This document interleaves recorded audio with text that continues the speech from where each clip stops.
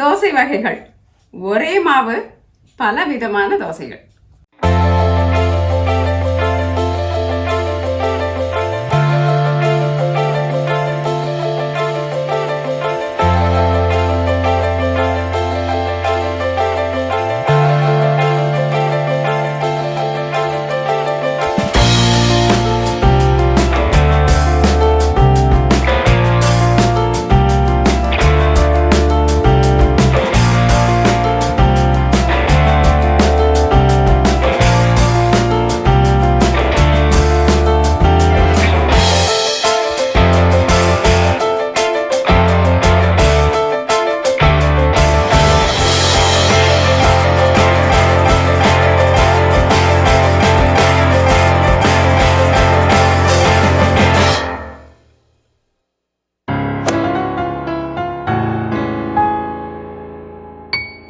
முதல்ல நம்மக்கிட்ட இருக்கிற எந்த விதமான தோசைக்கல் நம்மக்கிட்ட இருக்கோ அந்த தோசைக்கல்லை இதில் வைக்க போகிறோம் அடுப்பில்.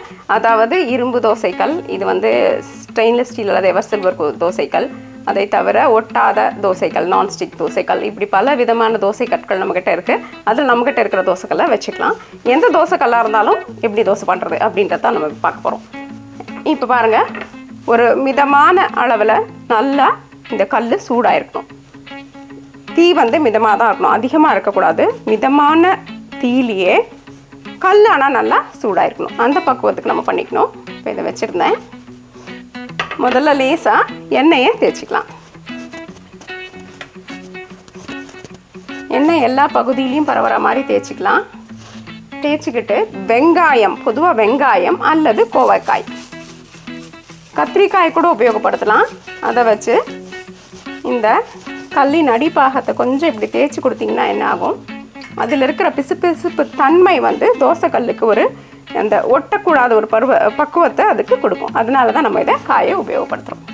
இப்போது தோசை மாவு ஒரே ஒரு கரண்டி எடுத்துக்கலாம்.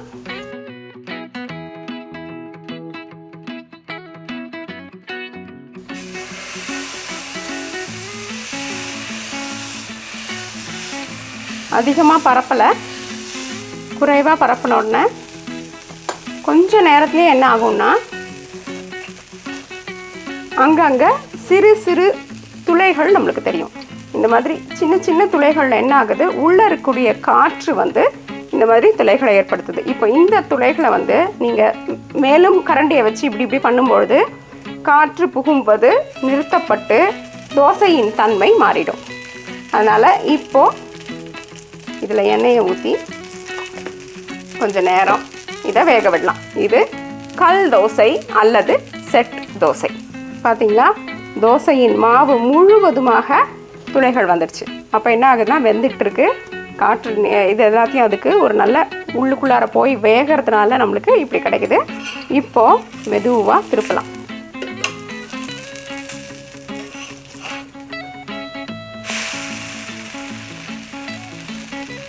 இது நம்மளுக்கு மிதமான தீயில் இருக்கிறதால தான் தோசையின் நிறத்தில் எந்த விதமான மாற்றமும் பெருசாக ஏற்படலை. இல்லாட்டி என்ன ஆகும்னா அதிகமான தீ இருக்கும் பொழுது இது கருப்பு நிறமாக மாறிடும். அந்த நிறத்தை தவிர்க்கிறதுக்கு தான் நம்ம இப்போ இந்த மாதிரி போட்டிருக்கோம்.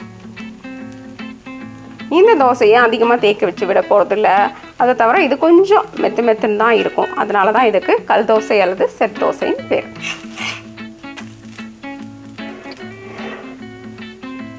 வெள்ளையும் பொன்னிறமும் கலந்த அழகான மெத்தென்ற கல் தோசை தயார்.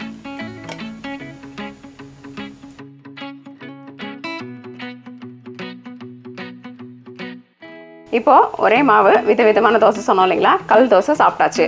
அடுத்தது என்ன பண்ணலாம், ஒரு பக்கம் மூடி மெத்து மற்றும் முறுமுறு ரெண்டுமே கலந்த ஒரு தோசை எப்படி வருதுன்னு பார்க்கலாம். அதே மாதிரி என்ன பண்ணிட்டோம், இந்த எண்ணெயை நல்லா கல்ல பரப்பி விட்டுட்டோம்.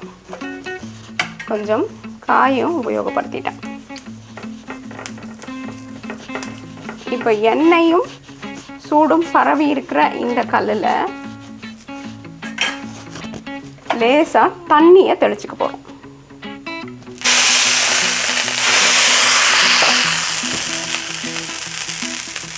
ஒரு கரண்டி மாவை வச்சுட்டு ஒரே பக்கமாக தோசையை கொண்டு போகணும்.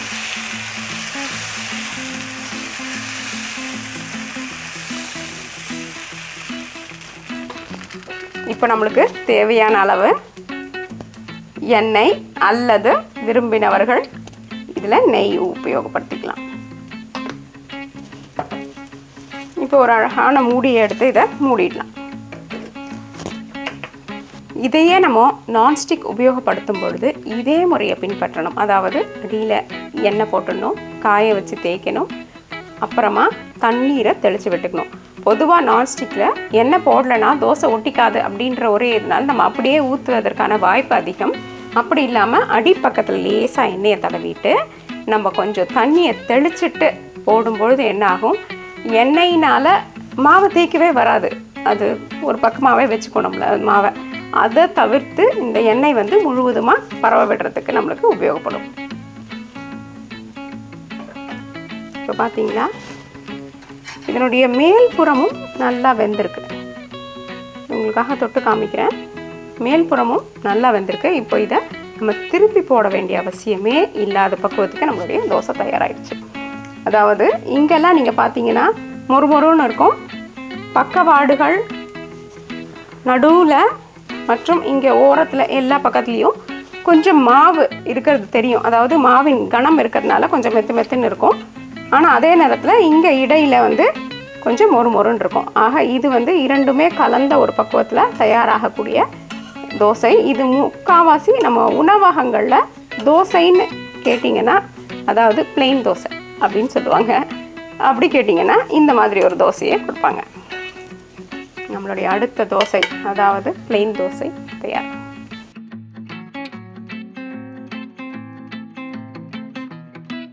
இப்போ மீண்டும் கொஞ்சம் எண்ணெயை போட்டுட்டு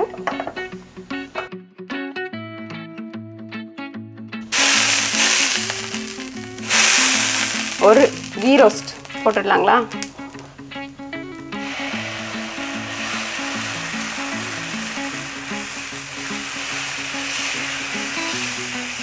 மாவை ஒரே பக்கமாக கொண்டு போங்க. கரண்டியை வச்சு திரும்ப திரும்ப மாவை ஊற்றக்கூடாது. அதாவது இந்த கீ ரோஸ்ட் போடும்பொழுது இப்படி கூட நம்ம மாவை, அதிகமாக இருக்கிற மாவை வழித்து எடுத்துடலாம். முழுவதுமாக நீங்கள் போட்டு முடிச்சதுக்கப்புறமா எடுக்கணும். ஏன்னா அதே பக்கம் வச்சு நம்ம அது இருக்கும்பொழுதே நம்ம போட்டோம்னா என்ன ஆகும், நம்ம முன்னாடி முதல் தோசையில் பார்த்தோம் இல்லைங்களா, ஏற்பட்ட அந்த காற்று குமிழ்கள் உடைஞ்சிரும். அப்படி உடையும் பொழுது அதனுடைய முறுமுறுப்பு தன்மை பாதிக்கப்படும். அதனால் நம்மளுக்கு முறுமுறுன்னு தோசை வராது. அதனால் ஒரே பக்கம், எந்த பக்கத்தில் நீங்கள் தோசையை போட ஆரம்பிச்சிங்களோ அதே பக்கத்துக்கு தோசையை சுற்றுங்க. அப்போ தான் நிச்சயமாக முறுமுறு தோசை வரும். பார்த்தீங்களா, தோசையின் ஓரத்தில் எல்லாம் நிறம் மாற்றம், முறுமுறுப்பு தன்மை வந்து நல்ல முருகன நிறம் வந்துடுச்சு. ஒரு பொன் நிறம் வர ஆரம்பிச்சிடுச்சு. இப்போ நம்ம என்ன பண்ணலாம், தோசையை திருப்பலாம். இதை திருப்பாமலே அப்படியேவும் கொடுக்கலாம். ஆனால் அது அவங்களே விருப்பத்தை பொறுத்தது. உள் பக்கமும் கொஞ்சம் லேசாக நெய்யெல்லாம் படணும்னு தோணுச்சுன்னா என்ன பண்ணலான்னா, கொஞ்சம் ஒரே ஒரு வினாடி பொழுதுக்கு திருப்பிட்டு இந்த பக்கம் திருப்பிடலாம்.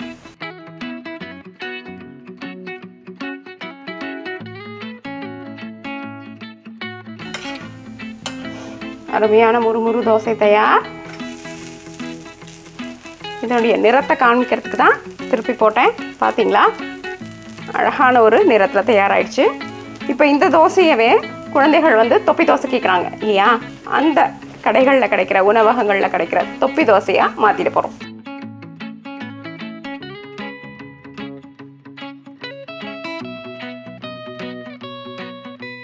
இப்போது இந்த மாதிரி இதனுடைய நடு பகுதியில் கத்திரிக்கோலால் லேசாக வெட்டிட்டு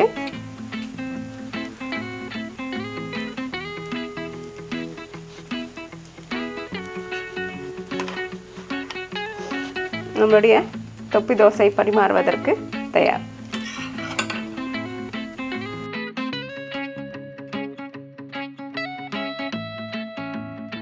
அடுத்தது ஒரு பேப்பர் ரோஸ்ட். மாவு ஒன்று தான், ஒரு பொருளை சேர்க்கலை, எதுவுமே பண்ணல. ஆனால் எத்தனை தோசை பண்ணிட்டோம் பார்த்தீங்களா?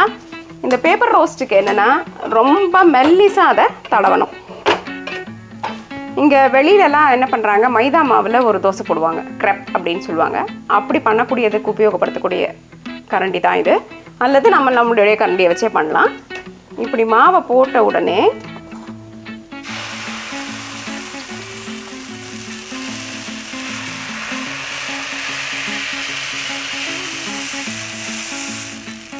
இப்படி மாவை மெதுவாக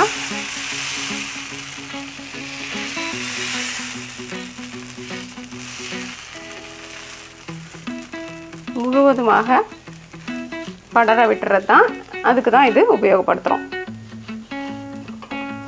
இப்போ நம்மளுக்கு நெய் அல்லது எண்ணெய் எப்படி பிடிக்குமோ அதை உபயோகப்படுத்திக்கலாம். நம்மளுக்கு இங்கே இது இருக்கிறதுனால உபயோகப்படுத்தணும். உணவகங்களில் பொதுவாக என்ன பண்ணுவாங்கன்னா, ஒரு டவரா அல்லது வாய் அடியில் அகலமாக இருக்கக்கூடிய ஒரு பாத்திரத்தை வச்சு அந்த தோசை மாவை அப்படி பெருசாக அப்படி தேய்ச்சி விடும்பொழுது நம்மளுக்கு அந்த தோசை சட்டுன்னு தேஞ்சு இந்த ஒரு பரப்பளவு நிலைமை நம்மளுக்கு வந்து இது மெதுவாக மெல்லிசான ஒரு பக்குவத்துக்கு இது வந்துடும். இல்லைன்னா என்ன ஆகும், டக்குன்னு தோசை வெந்துடும் இல்லைங்களா? அப்போ நீங்கள் தேய்க்கிறதுக்கு அதிக நேரம், கரண்டியை வச்சே தேய்க்கும் பொழுது நேரம் அதிகமாக எடுக்கும்பொழுது ஒரு பக்கம் வெந்துடும், ஒரு பக்கம் வேகாமல் மெத்துன்னு ஆகிடும். அதனால் அதை சட்டுன்னு பரப்பணுன்றதுக்காக ஒரு டவரா அல்லது பாத்திரத்தை உபயோகப்படுத்துவாங்க. அந்த மாதிரி இதுக்கு அகலமான இது இருக்கிறதுனால நம்ம இப்போ இதை உபயோகப்படுத்தியிருக்கோம்.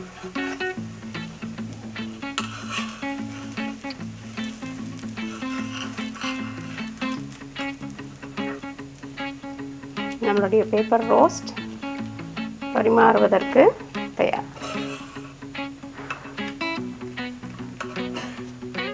பார்த்தீங்களா, பேப்பர் ரோஸ்ட் தயாராகிடுச்சு. ஆக ஒரே ஒரு மாவு வச்சு விதவிதமாக தோசை போட்டுட்டோம். இந்த மாவு சரியாக பண்ணுறதும் ஒரு முக்கியமான விஷயம். இது அப்படி தோசை மாவு சரியாக பண்ணுறதுக்கு நாம் ஏற்கனவே வெளியிட்டிருக்கிற தோசை மாவரைக்கும் காணொலியை நீங்கள் போய் பார்க்கலாம். என்ன நண்பர்களே, இந்த சுவையான ஒரே மாவு வச்சு விதவிதமான தோசை வகைகள் பார்த்தீங்க இல்லையா? நிச்சயமாக செய்து பார்த்து உங்கள் குடும்பத்தினரோடு பகிர்ந்துக்கோங்க. தோசை பீஸா என்றென்றும் உங்கள் நாவிற்கும் வயிற்றிற்கும் நல்லதொரு சுவை. நன்றி, வணக்கம்.